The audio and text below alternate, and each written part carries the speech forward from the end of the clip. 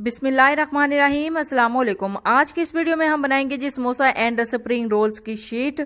रमज़ान में सबसे ज़्यादा यही यूज़ होती हैं, इसी से आप डिफरेंट डिशेस बनाते हैं, तो आपको बाजार से लेने की ज़रूरत नहीं है। बना के इस तरह सेव करके आप रख सकते हैं फ्रिज में और पूरे रमज़ान इसको यूज़ कर सकते हैं। मैंने भी बना के अल्हम्दुलिल्लाह सेव करके रख लिया। अब रमज़ान में मैं इसी को यूज़ करूँगी। आप इस तरह इसको सेव करके रख सकते हैं और जो बच जाए इसकी आप पापड़ी बना सकते हैं और इसको पापड़ी चाट में इस्तेमाल कर सकते हैं या फिर चना चाट में भी इसको इस्तेमाल कर सकते हैं। समोसा एंड स्प्रिंग रोल्स की शीट बनाने के लिए जो जो इंग्रेडिएंट चाहिए सबसे पहले आप वो नोट कर लें। इसके लिए लिया है मैंने 2 कप मैदा, उसको स्टेन करके रख लिया है।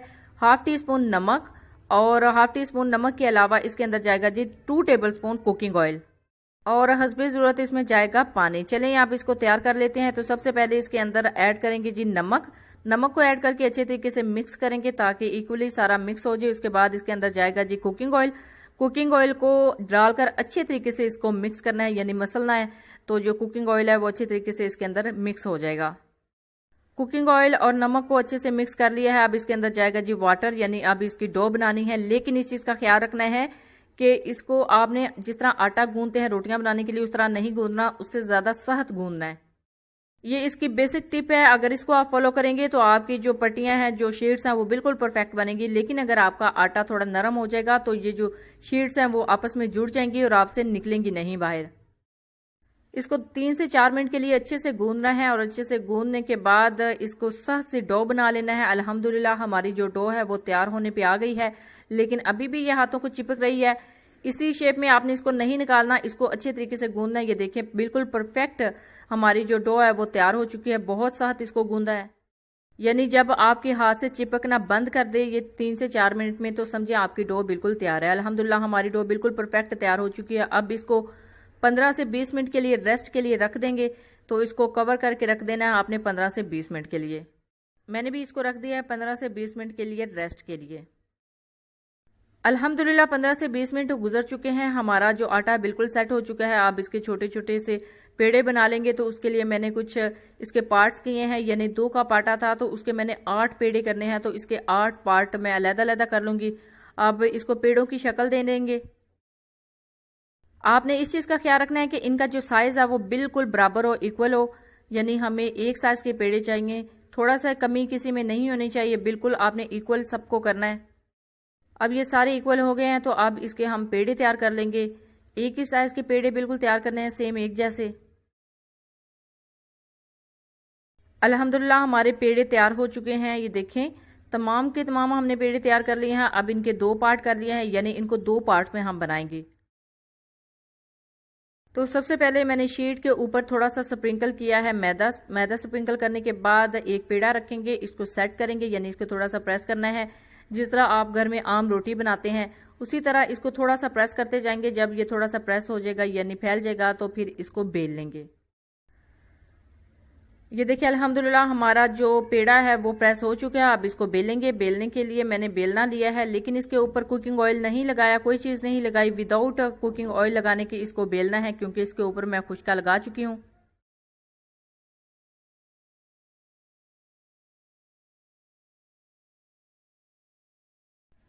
अल्हम्दुलिल्लाह जितना साइज हमें चाहिए था हमारा उतना साइज जो है तैयार हो चुका है। अब इसको एक साइड पे कर देंगे और दूसरी रोटी तैयार करेंगे।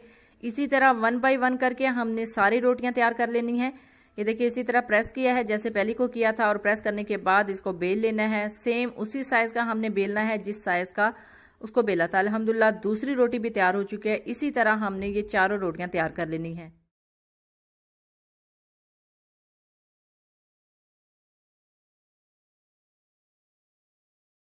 सबका एक ही मेथड है। इसी मेथड से हमने ये 4 और दूसरी 4 भी तैयार करके रख लेनी है, यानी इकट्ठी 8 रोटियां हमने तैयार करनी है। उसके बाद इसको सेटों में हम डिवाइड करेंगे। अल्हम्दुलिल्लाह हमारी रोटियां तैयार हो चुकी हैं। ये देखें 8 की 8 हमने बेल के रख ली हैं। अब इनको तैयार करते हैं। तैयार करने के लिए इन सबको लहदा किया, यानी 4 रोटियों को लहदा फैला लेना है। इनके ऊपर ऑयल से इनको ग्रीस करना है। कुकिंग ऑयल यूज़ करें तो ज़्यादा बेटर है, घी से इतना अच्छा ग्रीस नहीं होता। ये मेन पार्ट है, इसको आपने अच्छे से ग्रीस करना है, यानी कहीं से भी थोड़ा सा भी हिस्सा रहना नहीं चाहिए। अगर रह गया तो फिर आपकी जो रोटी है वो साथ चिपक जाएगी। अब इसके ऊपर जो मैदा है वो स्प्रिंकल कर लेंगे। आपके पास अगर ये छलनी नहीं है तो आप हाथ के साथ भी स्प्रिंकल कर सकते हैं। अल्हम्दुलिल्लाह मैदा स्प्रिंकल हो गया है। अब चलते हैं जी तैयारी की तरफ। तो हमने एक रोटी को पकड़ के दूसरी रोटी के ऊपर रख लेना है, यानी जो साइड साफ है उसको ऐसे करके रख के प्रेस कर लेना है। अब ये वाली जो साइड है इसको हमने नीचे करना है और जो खाली साइड है उसको ऊपर करना है। अल्हम्दुलिल्लाह हमारा जो एक सेट है वो तैयार हो चुका है। इसी तरह इसको प्रेस करके एक साइड पे रख देना है। और अब तैयार करते हैं जी दूसरा सेट। तो उसके लिए भी मैंने चारों रोटियां अलग-अलग से रख लेनी है।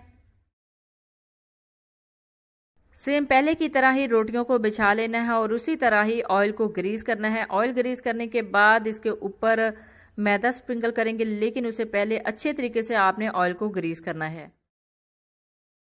जब अच्छे तरीके से ऑयल ग्रीस हो जाए, यानी सारी साइडों पे सारी रोटियों पे मुकम्मल तौर पे ऑयल ग्रीस हो जाए, तो इसके बाद इसके ऊपर मैदा स्प्रिंकल करेंगे। मैदा स्प्रिंकल करने के बाद 1 बाय 1 करके ऐसे ही जैसे पहले लेयर लगाई थी वैसे ही हमने इसकी लेयरिंग कर लेनी है।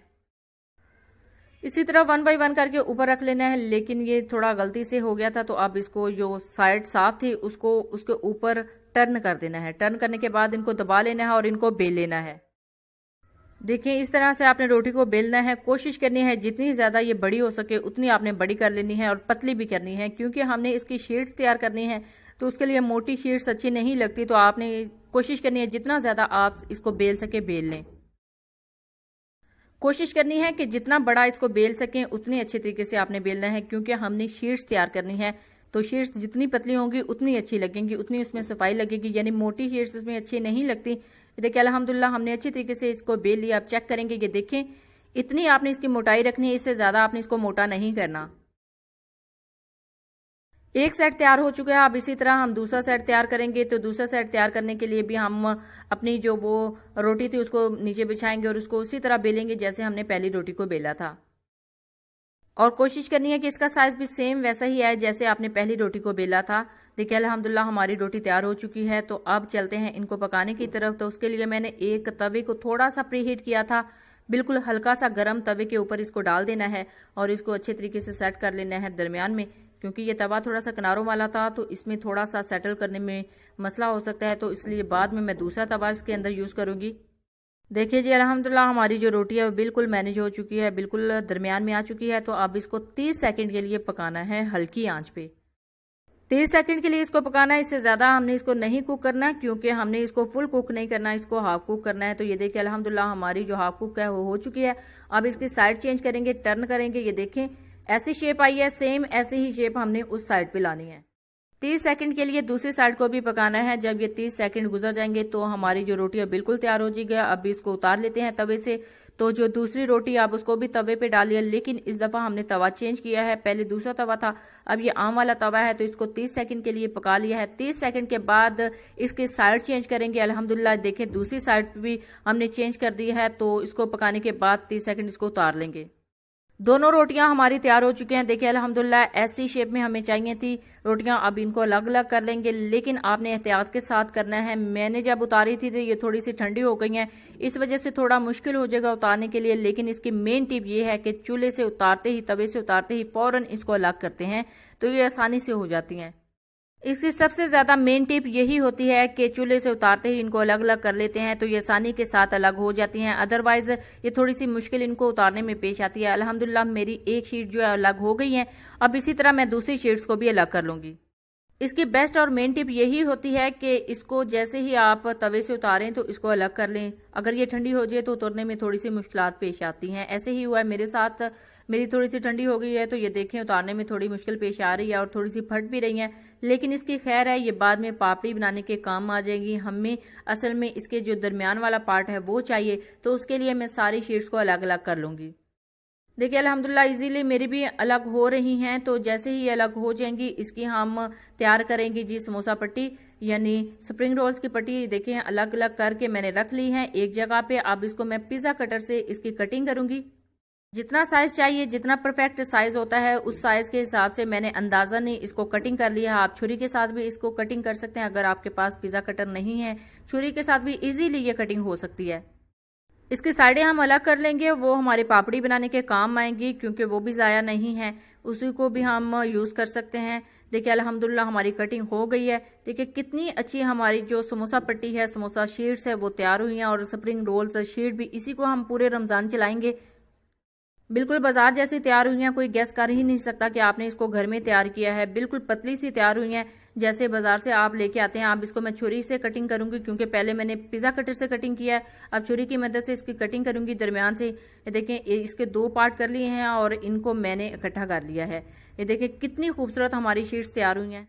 अब इसको मैं सेव करने का तरीका बताऊंगी कि आपने किस तरह सेव करना है और पूरा रमजान को चला सकते हैं। इसके लिए मैंने air tight zip lock bag लिया है। जिप लॉक बैग में मैंने इसके 2 पार्ट कर लिए हैं, उसको ओपन किया है। ओपन करने के बाद इसके अंदर एंटर करूंगी 2 पार्ट में इसको, यानी हमारा जो जिप लॉक बैग है वो काफी बड़ा है तो इसमें इजीली इस तरह आ जाएंगी। अल्हम्दुलिल्लाह हमारी जो शीट्स हैं वो तैयार हो चुकी हैं। अब इसको 1 माह के लिए मैं स्टोर करूंगी फ्रिज के अंदर। तो इसी से समोसे और अपने जो स्प्रिंग रोल्स हैं वो तैयार करूंगी। जो पार्ट बच गया है इसको ज़ाया नहीं करेंगे, इसको फ्राई करने के बाद इसकी पापड़ी तैयार करेंगे और पापड़ी चाट में वही ऐड करेंगे। जब भी बनाए अपना फीडबैक ज़रूर दीजिएगा, दुआओं में याद रखिएगा। अल्लाह हाफिज़, थैंक्स फॉर वॉचिंग।